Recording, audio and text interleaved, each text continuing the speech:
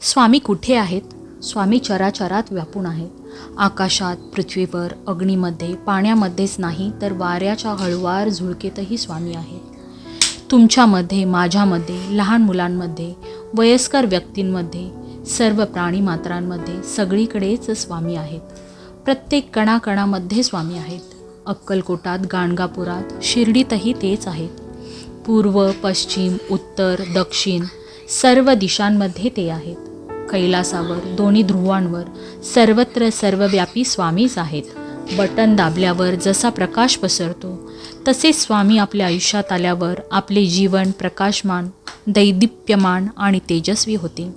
स्वामी कुठेही गेलेले नाहीत. ते सदैव अखंड आपल्या प्रिय भक्तांच्या पाठीशी ठामपणे उभे आहेत.